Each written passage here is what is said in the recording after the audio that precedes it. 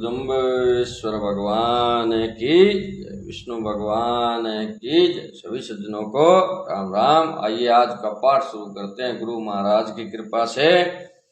ओम टूका पाया मगर मचाया ज्यों हंडिया का कुत्ता, जोग जुगत की सार न जानी मूंड मुडाया बिगूता, चेला गुरु अपरचे शीणा मरते मोक्ष न पायो। व्याख्या। ओम टूका पाया मगर मचाया ज्यों हंडिया का कुत्ता। हे योगी पुरुषों, तुम्हारे लक्षण व आचरणों से ज्ञात होता है कि तुम लोगों ने केवल सांप्रदायिक चिन्ह वेशभूषा व नाम मात्र के गुरु से योग धारण किया है। गृहस्थों से अधिक परिग्रह लेना, ज्यादा दान लेना, भोग भिक्षा का भोजन कर प्रमादवश उन्मत्त के समान रहना, नशे में रहना, सारा दिन बस आपकी तुच्छ बुद्धि वाले कुत्तों के समान बिना उद्देश्य लक्ष्य यत्र तत्र भ्रमण करते रहना आदि सब प्रमादी व तुच्छ गुरु के लक्षण हैं। जोग जुगत की सार न जानी, यम नियम आसन प्राणायाम प्रत्याहार धारणा ध्यान व समाधि, इन 8 अंग वाले योग की विधि को तुमने सतगुरु से नहीं सीखा। केवल मस्तक के बाल मुंडाकर अथवा भगवा कपड़ा पहनकर बेकार हो गए हो। अर्थात अब तुम न तो सदगृहस्थ का कार्य कर सकते हो और न संत का कार्य। जो उत्तम ब्रह्म ज्ञान व योग है उसे कर सकते हो। इस प्रकार नाम मात्र संत बनने से तो सभी संतों की बदनामी होती है। कहा भी है कि प्राणायाम ध्यान प्रत्याहार धारणा समाधि यम नियम आसन ये श्रेष्ठ मुनि संत के कार्य साधन हैं। चेता गुरु अपरस्य शीना, गुरु और शिष्य जब तक पूर्ण साधना नहीं करते तब तक उन्हें मुक्ति की आशा नहीं करनी चाहिए। अतः शरीर छूटने से पहले संत को अवश्य आत्म कल्याण के लिए सात्विक साधना कर लेना चाहिए। संत को साधना करते करते साधना से संतोष तब करना उचित है जब उसे पूर्ण आत्म ज्ञान हो जाए अथवा परमात्मा का दर्शन हो जाए। बिना मुक्ति हुए शरीर छूट जाने पर पता नहीं कितनी बार पुनः पुनः जन्मना व मरना पड़ सकता है। इस शब्द को सुनकर सभी संत श्री जम्बेश्वर भगवान को ईश्वर का अवतार व श्रेष्ठ मार्गदर्शक मानकर उनके चरणों पर गिर पड़े और कहने लगे कि हे जगत गुरु, आप हमको अपने विष्णुई समाज में पवित्र पहाड़ पिलाकर व गुरु मंत्र देकर सम्मिलित कर लीजिए। वह पवित्र मंत्र तथा उसके जप करने की विधि हमको बतलाइए जिससे हमारा जन्म मरण रूप रोग दूर हो जाए। संत मंडली की इस प्रार्थना को सुनकर श्री आचार्य जी ने उन्हें अपने हाथ से उत्तम अमृत पहल विधि पूर्वक पिलाया तथा उनका पुनः संस्कार कर अपने संप्रदाय में मिला लिया। जब उन्होंने श्री देव जी के कथनानुसार जप स्मरण व ध्यान आदि के द्वारा उत्तम साधना की तब वे मुक्त पद को प्राप्त हुए। सम दम आसन प्राणायाम प्रत्याहार धारणा ध्यान और समाधि ये योग के 8 अंग हैं। इनका अनुष्ठान करने वाला योगी है।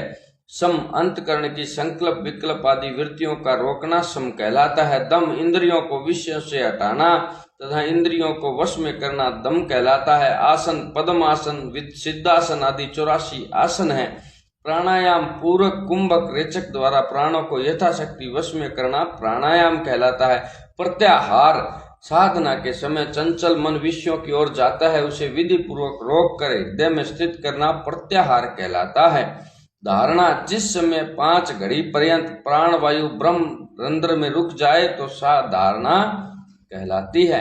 ध्यान 60 घड़ी प्राणों को वश में कर ब्रह्म रंध्र में रोकने को ध्यान कहते हैं। समाधि 12 दिन तक योगी को प्राण स्थिर हो जाए तो समाधि कहलाती है। इस देह में अनेक रूप वाली नाड़ियां फैली हुई है।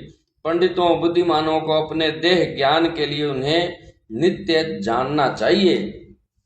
नाभि से लेकर ऊपर कंधे तक नाड़ियों का अंकुर निकला हुआ है। मानव शरीर के अंदर 72,000 नाड़ियां विद्यमान है। नाभि के समीप मूलाधार नाड़ियों में स्थित गोलाकार सांप की तरह सोई हुई कुंडलिनी नाम की एक शक्ति है जिसे नाड़ियों के अंकुर से 10 नाड़ियां ऊपर को व 10 नीचे को गई हैं। इनके अतिरिक्त 2-2 नाड़ियां तिरछी गई हैं। पुनः उनसे 24 नाड़ियां बन जाती हैं। उनमें भी 10 नाड़ियां प्रधान है और 10 वायु को प्रवाहित करने वाली है।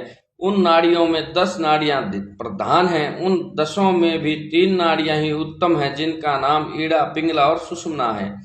गांधारी हस्तजीवा पुष्पा यशस्विनी अलम बुसा कुहू और 10वीं शंखनी नाम की है। ईड़ा देह में बाईं ओर रहती है, पिंगला दाहिनी ओर रहती है, सुषुम्ना बीच में रहती है, बोर गंधारी बाईं आंख में रहती है। हस्तजीवा नाम की नाड़ी दाहिनी आंख में, पुष्पा दाहिनी कान में, पुषा यशस्विनी बाएं कान में और अलमभूषा मुख में रहती है। कुहू लिंग देश में और शंखनी गुदा स्थान में रहती है। इस प्रकार शरीर के 10 द्वारों का आश्रय इन 10 नाड़ियों ने किया है। ईड़ा नाड़ी में चंद्रमा, पिंगला नाड़ी में सूर्य और सुषुम्ना नाड़ी में शिव स्वरूप से परमात्मा निवास करते हैं। अतः सुषुम्ना स्वयं शिव कल्याण स्वरूप है।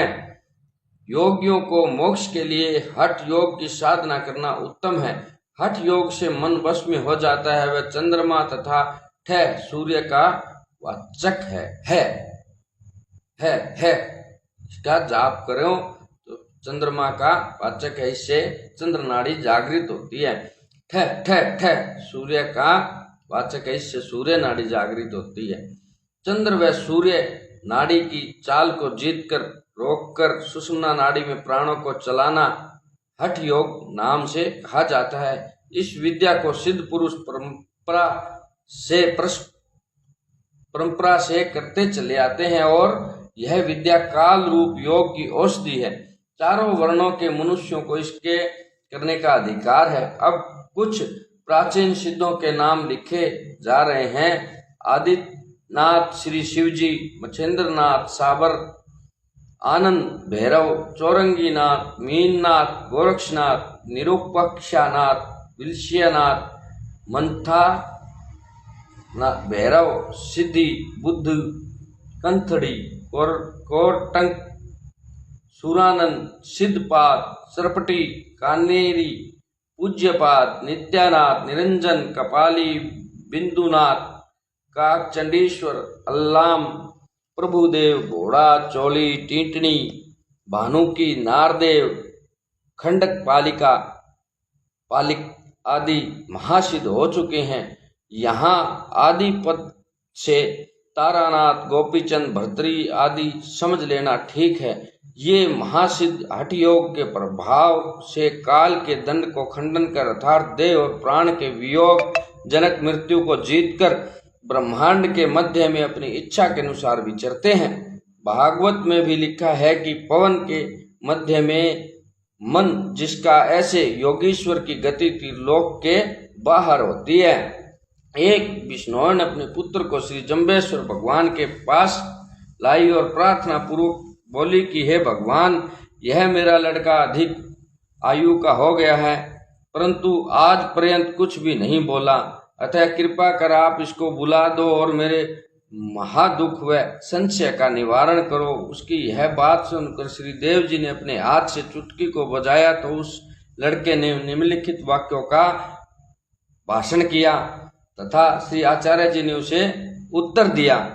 ओम स्वर्गे हुते शंभु आयो, कहो कौन के काजे न निरारी, एक लवाई प्रकट जोत विराजे, प्रहलादा सु वाचा कीवी आयो, 12 काजे 12 में से एक घटे तो सूचे लो गुरु लाजे। व्याख्या ओम स्वर्गा हुते शंभु आयो, कहो कौन के काजे। श्री देव जी की चुटकी का शब्द सुनकर लड़के ने कहा, है देव, आप तो लोक के स्वामी श्री विष्णु भगवान हैं तथा मैंने स्वर्ग लोक में आपका दर्शन भी किया था। आप यहाँ पृथ्वी लोक में किस लिए आए हुए हैं? आपको मैं अच्छी प्रकार से जानता हूँ कि आप इस दौरे पर नर रूप से किसी प्रकार का आहार न कर आत्म शक्ति से ही विराजमान हैं। आपकी ज्योति संसार में प्रकट है, अर्थात आप पूर्ण ब्रह्मा परमात्मा ही हैं। आप कृपा कर अवतार धारण करने का कारण बतलाएं। बालक की इस बात को सुनकर श्री जम्बेश्वर भगवान ने कहा कि प्रहलादासु वाचा की आयो 12 काजे। हे बालक, मैंने नरसिंह अवतार के समय सतयुग में प्रहलाद को वचन दिया था कि 12 करोड़ मनुष्यों जीवों का कलयुग में अवतार लेकर उद्धार करूंगा। अतः 12 करोड़ जीवों के कल्याणार्थ मैंने अवतार धारण किया है। 12 में से एक घटे तो सुचेलो गुरु लाजा। 12 करोड़ में से यदि एक जीव भी शेष मुक्ति के बिना रह जाए तो उत्तम गुरु शिष्यों में परस्पर लज्जा अनुभव होती है। इतनी बात कहकर श्री जम्बेश्वर भगवान ने उस बालक से कहा कि हे बालक, तुम अधिक बात कर अपने मन को चलायमान मत करो। पुनः श्री देव जी ने कृपा पूर्वक उस बालक के मुख पर हाथ फेर दिया। हाथ के लगते ही उसे आत्मज्ञान हो गया। वहां बैठे भक्तों व संतों ने आचार्य जी से पूछा कि हे देव, यह कौन सा जीव था? तब श्री देव जी ने कहा कि ये पूर्व जन्म में एक ऋषि थे। तपस्या के बल से स्वर्ग में गए तथा पुण्य क्षीण होने पर पुनः धरातल पर अच्छे घर में जन्म पाया है। अब हमारे पास आने से मुक्त हो गए हैं। गीता में भी कहा है, योग भ्रष्ट जीवात्मा पुण्य के प्रभाव से उत्तम लोक को प्राप्त होकर चिरकाल पर्यंत स्वर्ग में रहकर सदाचारी धनवान के घर में जन्म लेता है, अथवा बुद्धिमान व्यास वशिष्ठ आदि योगियों के घर में पुण्य किए हुए जीवात्मा का जन्म होता है। इस प्रकार का जन्म लोक में दुर्लभतर है। जैसे बिश्नोई कुल में जन्म मिलना बड़ी बात है। अतली बाई ने श्री जम्बेश्वर भगवान से प्रार्थना पूर्वक पूछा कि हे देव, आपकी त्रिगुणमयी माया का भार मेरे जैसे जीवों पर है, अतः किस प्रकार आपकी साधना भजन करूं? आप ही कृपा कर मुझे बतलाएं कि इस माया का भार मेरे ऊपर से कैसे हटेगा, अर्थात मैं माया के जाल से छूटकर किस प्रकार आपकी अनन्य शरण ग्रहण करूं। यह 3 गुण वाली सतोगुण रजोगुण और तमोगुणी मेरी माया बड़ी दुस्तर है, अर्थात जो पुरुष अनन्य भाव से परमात्मा का चिंतन नहीं करते वे किसी भी उपाय से माया को जीतकर मुक्त नहीं हो सकते। परंतु जो पुरुष केवल मुझ अविनाशी नित्य प्रकाश स्वरूप परमात्मा को ही भजते हैं, वे साधक भगत इस माया को उल्लंघन कर जाते हैं, अर्थात संसार सागर से पार तर जाते हैं। तब श्री जम्बेश्वर भगवान ने अतली बाई को निम्नलिखित छोटा सा उपदेश किया। ओम विष्णु विष्णु तुम अणरे प्राणी पेके लाख पाजू, रतन काया बैकुंठे वासो तेरा जरा मरण भय बांझू।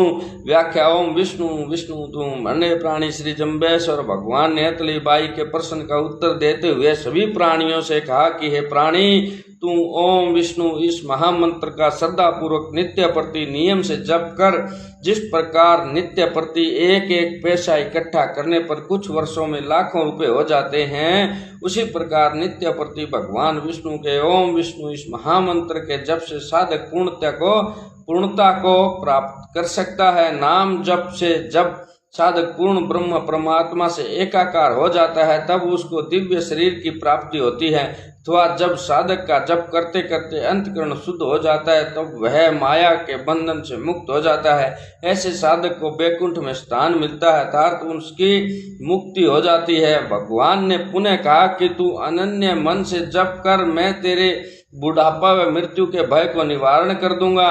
इसी प्रकार गीता में भी भगवान ने श्री कृष्ण ने अर्जुन को संबोधित करते हुए कहा कि हे अर्जुन, तू संपूर्ण धर्मों का अर्थात संपूर्ण कर्तव्य कर्मों को मुझ में त्याग कर केवल एक मुझ सर्वशक्तिमान सर्वाधार परमात्मा की शरण में आ जा।